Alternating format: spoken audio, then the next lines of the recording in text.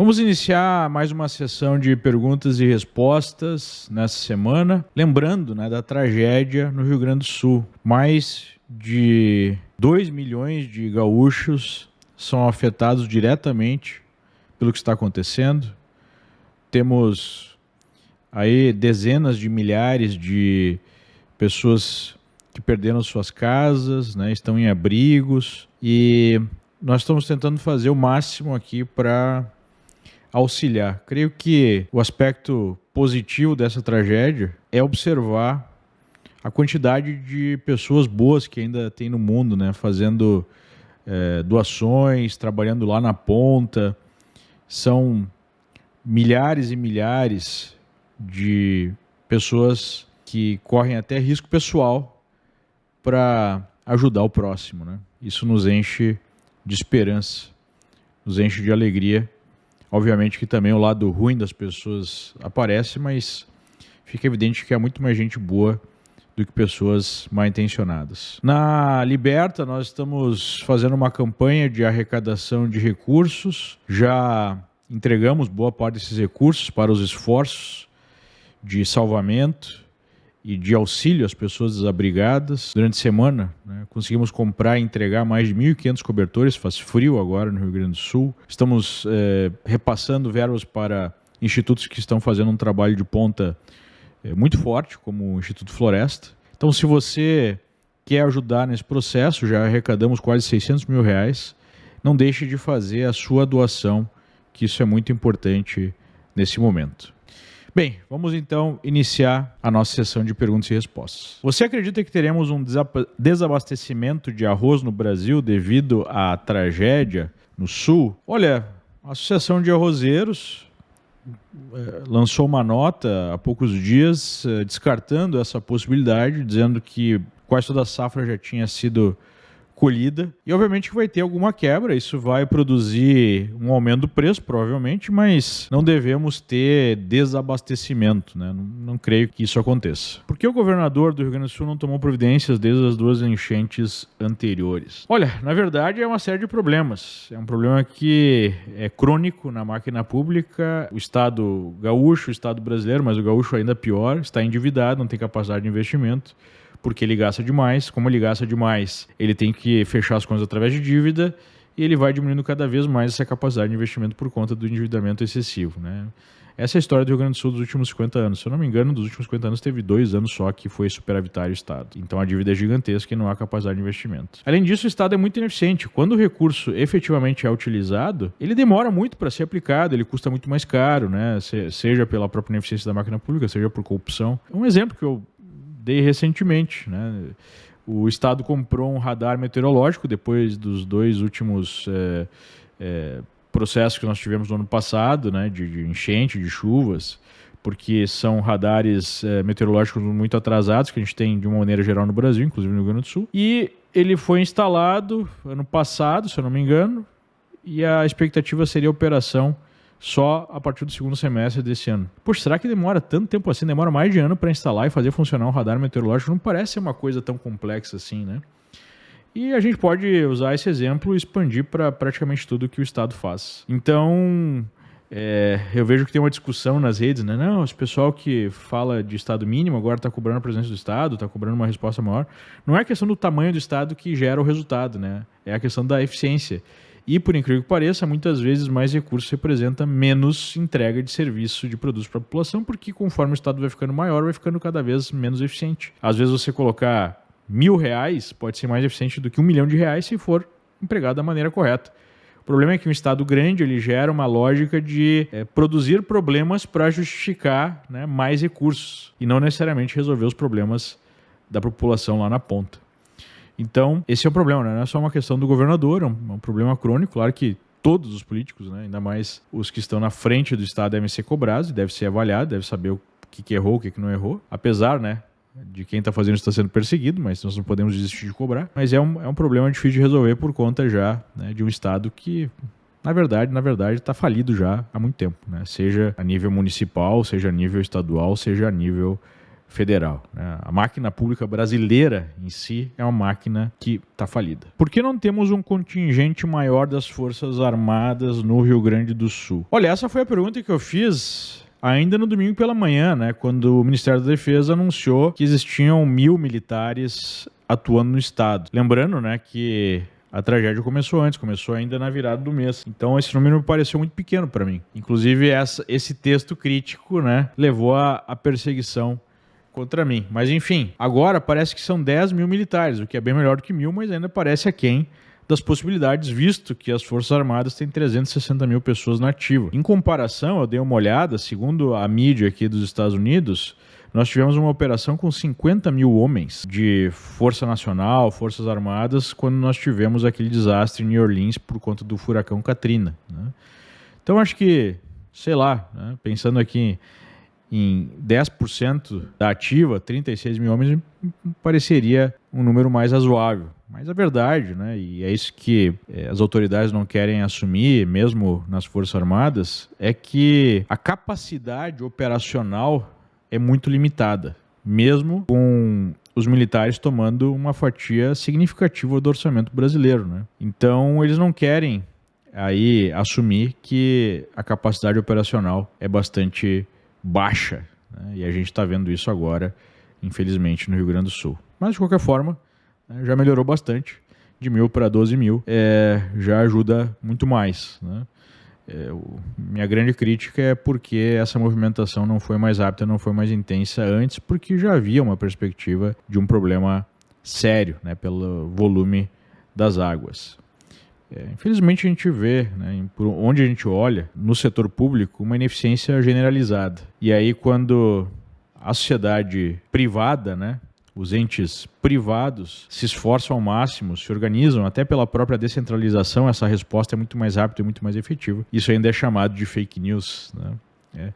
É difícil conviver com esse nível de repressão, porque primeiro eles vêm com a ineficiência, eles vêm com a incapacidade e depois eles vêm com a repressão quando você faz as críticas e faz as cobranças. É coisa típica de Estado totalitário. Quando nós vamos nos livrar do PT? Eu não sei quando é que nós vamos nos livrar do PT, mas será que exatamente o PT é o problema? Porque não me parece, né, que quem está à frente das decisões, à frente dessa tragédia brasileira que nós estamos vivenciando desde a retirada do descondenado, né, da cadeia, não me parece que seja o PT que esteja de fato dando as cartas. Me parece que é uma cooperação entre várias entidades, entre elas o PT. Mas quem dá as cartas mesmo é a velha oligarquia brasileira corrupta e podre. Então, não me parece que simplesmente se livrar do PT vai resolver o nosso problema. Dá para ter esperanças com o SBT? De uma maneira geral é muito difícil, né? Porque tem duas formas do governo federal, que nesse caso, hoje em dia, é um governo que tem claramente uma mentalidade totalitária, uma mentalidade de perseguir as pessoas. Tem duas formas que esse governo pode exercer pressão para os meios de comunicação. Primeiro que a gente tem que lembrar, né, que a esmagadora maioria dos jornalistas são de esquerda ou de extrema esquerda, então já há uma conexão ideológica em praticamente todos os veículos, tirando raras exceções, a visão desse governo. Mas, tirando isso, nós temos duas formas que o governo pode exercer pressão. Uma é através da oferta de verbas. Então, eles enchem os veículos de verbas publicitárias e aí eles cobram, né, que esses veículos promovam a propaganda do governo. A segunda forma é através de ameaças, né? Ameaça de processo, ameaça de retirada de concessão, ameaças mais variadas para que esses veículos não saiam da linha, né? Então a gente viu que o SBT fez uma matéria lá um pouco mais crítica ao governo e foi um Deus nos acuda, né? Houve pressão de todos os lados, inclusive para retirar essa matéria do ar, né? Então não tenho grandes expectativas em relação a SBT ou qualquer outro veículo dessa grande imprensa que está completamente falida. Mentiras, descaso e incompetência do desgoverno podem ser usados para um processo de impeachment? Pode, né? Um processo de impeachment tem uma lei específica que tem lá os crimes de responsabilidade, mas a gente sabe que é um processo político. Em primeiro lugar, tem que ter vontade política para fazer o impeachment. Então, obviamente que já há motivos, né, variados para impeachment. de um governo que nem deveria existir, mas eu não vejo nesse exato momento um ambiente galvanizado aí para que aconteça um processo de impeachment no curto prazo, né? E se você se refere à questão da resposta à calamidade no Rio Grande do Sul, é muito difícil nesse caso, porque se trata novamente de uma calamidade, né? Apesar de ficar evidente também as falhas e todas as omissões que aconteceram. Me parece que a cobrança que as redes sociais estão fazendo, né, que nós estamos fazendo, surtiram algum efeito no aumento do volume de auxílio, né, e, enfim, velocidade, intensidade desse auxílio, mas especialmente no começo da crise, foi uma resposta muito aquém daquela que seria a necessária, né? Então, o governo está bem atrasado e ainda está atrás da situação, muito atrás da situação. Você acredita que o Supremo se incomodou com o Congresso americano? Não só o Congresso americano, né? Eu acho que foi peça fundamental nessa denúncia que ganhou a escala global a voz do Elon Musk, que utilizou a sua rede, que utilizou o seu canal, que é o X, que é um canal aberto para o público, o sujeito mais rico do mundo, né? Foi lá e falou com todas as letras, que estava havendo censura, que estava havendo perseguição. Ele mesmo se tornou alvo de um inquérito mostrando que ele estava certo em fazer essa denúncia, né? Então, eu creio sim que eles ficaram muito incomodados, porque não tem como negar, né? Não tem como negar o nível de arbitrariedade, não tem como negar que é arbitrário um juiz, por iniciativa própria, abrir um processo, abrir uma investigação contra pessoas que estão criticando esse juiz.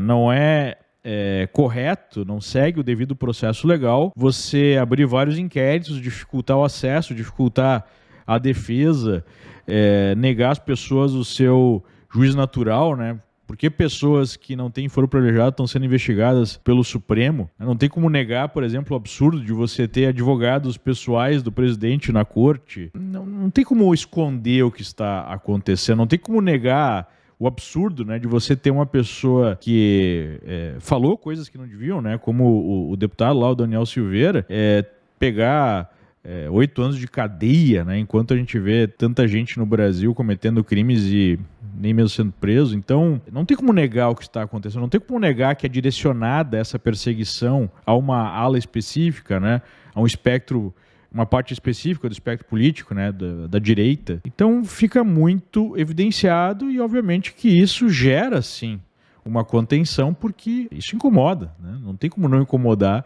não tem como fazer uma diferença e, de fato, já faz uma diferença. Quais as sanções que poderíamos sofrer após o OEA e os Estados Unidos ver a falta de liberdade aqui? Ainda estamos longe, né, dessa questão das sanções, mas eu não acredito, num primeiro momento, que se acontecer alguma sanção será generalizada contra o Brasil, contra o país. O que os Estados Unidos fazem, usualmente, né, as autoridades fazem, é primeiro impor sanções contra pessoas, contra as próprias autoridades que estariam promovendo essas arbitrariedades, né? Para chegar ao nível de sanção para todo um país é uma coisa muito mais grave, uma coisa que tem que escalar bastante. E eu acho que isso pode acontecer em situações como a Rússia, como o Irã, né, Coreia do Norte. Mas eu vejo ainda essa possibilidade de sanções não contra o Brasil específicas, dependendo das eleições aqui, se o Trump vencer. Se o Trump não vencer, é muito difícil imaginar em qualquer tipo de sanção. De verdade, qual a diferença, qual a chance de a OEA fazer alguma diferença na censura no Brasil? Novamente, né, esses órgãos multilaterais, tipo OEA, tipo a Comissão de Direitos Humanos, né, e outros órgãos que existem, mesmo na ONU, Tribunal Penal Internacional, eles servem muito para fazer pressão política em cima dos países, mas eles não têm um efeito imediato, direto, na maior parte dos casos. Então, eu acho que é muito importante para expor as arbitrariedades, expor, né, as violações aos direitos humanos que estão acontecendo no Brasil, que seguem acontecendo, mas não podemos esperar alguma resposta imediata, né, alguma decisão que possa mudar a situação da noite para o dia. Isso nunca vai acontecer. Mas, como eu disse, já temos alguns efeitos importantes. Eu percebo aí, especialmente do judiciário, uma diminuição no ritmo da censura. Parece que agora é o executivo que está adotando essa postura, né? Nós já vimos aí a perseguição contra pessoas que estão criticando, cobrando, fazendo denúncias, fazendo críticas genéricas contra o governo, né? Inclusive eu mesmo sou alvo de uma investigação por conta de um texto longo que eu fiz fazendo uma crítica geral,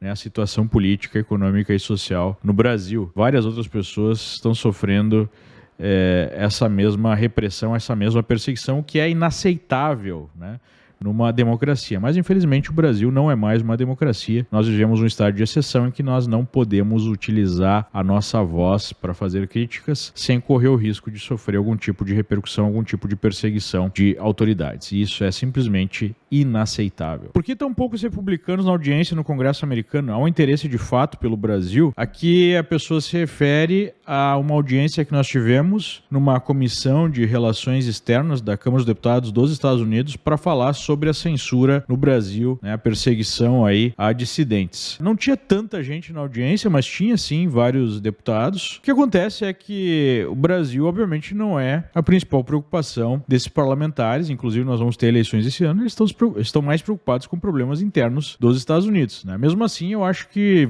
já foi fantástica a possibilidade de ir até o Congresso e poder expor as claras arbitrariedades que estão acontecendo no Brasil, inclusive com deputados republicanos falando diretamente, né, expondo diretamente o que está acontecendo. Então, isso tem um efeito gigantesco de pressão sobre as autoridades brasileiras para que elas passem, né, novamente a respeitar os direitos básicos, os direitos constitucionais dos brasileiros, né? Então, de fato, sim, há uma preocupação com o Brasil, há uma preocupação com a liberdade de expressão. Foi um trabalho muito bem feito pelas pessoas aí, por ativistas conservadores que conseguiram levar essas informações até o Congresso, e creio que é um primeiro passo de um longo processo, né? E já tem efeitos imediatos. A gente está vendo no Brasil que a situação melhorou um pouquinho, né?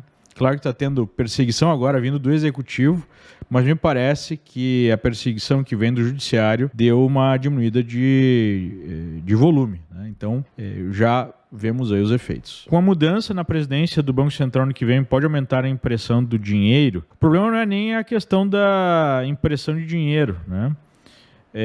O problema é a questão da taxa de juros. Se nós tivermos uma taxa de juros muito frouxa, que é o objetivo do PT, porque o PT busca o quê? O PT busca, nesse momento, especialmente agora que há uma oposição forte, que é uma rejeição muito forte, eles precisam criar uma situação de bonança artificial.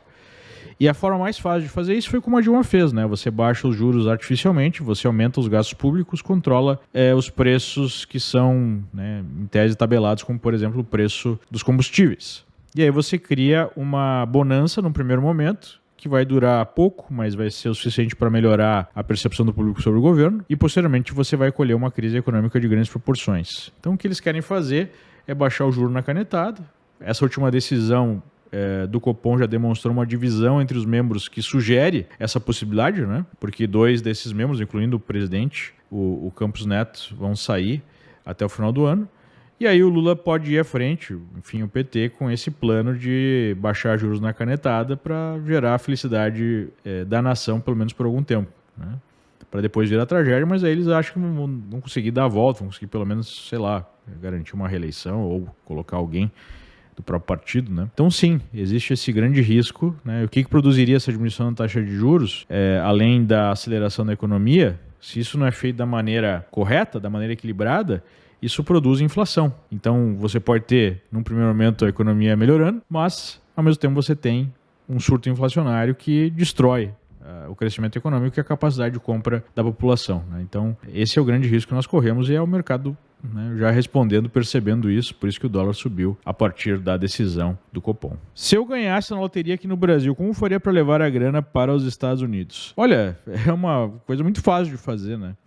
Digamos que você ganhou, sei lá, 10 milhões de reais na loteria. Esse dinheiro vai entrar na sua conta no Brasil, uma conta bancária. O primeiro passo que você tem que dar é abrir uma conta aqui nos Estados Unidos, numa instituição financeira que aceita conta de estrangeiros. São várias instituições que aceitam, né? Nós trabalhamos com isso, nós trabalhamos aqui na Liberta com esse tipo de serviço. Aberta essa conta, você vai ter que fazer uma operação de câmbio. Então, através de uma instituição brasileira autorizada a fazer esse tipo de operação, nós também fazemos isso no Brasil, você faz um contrato de câmbio e investe esses recursos. Simples como isso, né?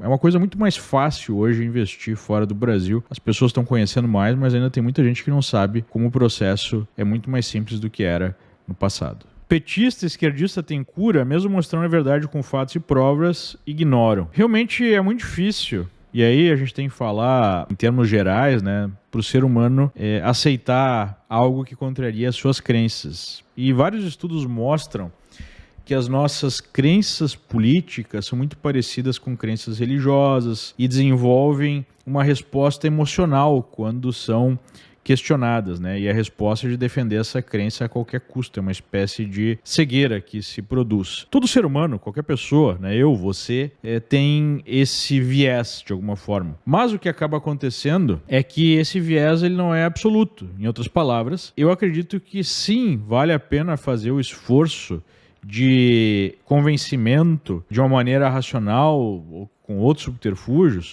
para abrir a mente das pessoas. É mais ou menos aquele velho ditado, né?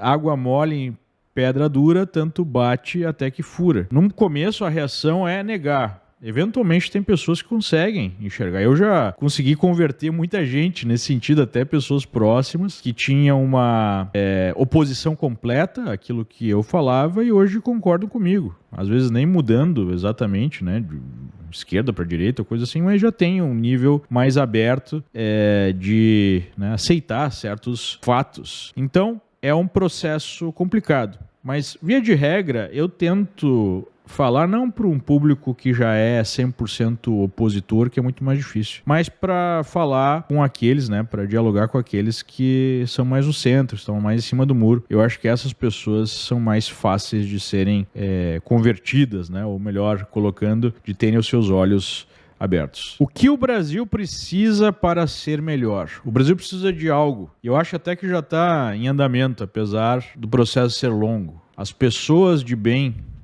que formam a maioria precisam se unir e precisam se organizar para fazer as coisas acontecerem.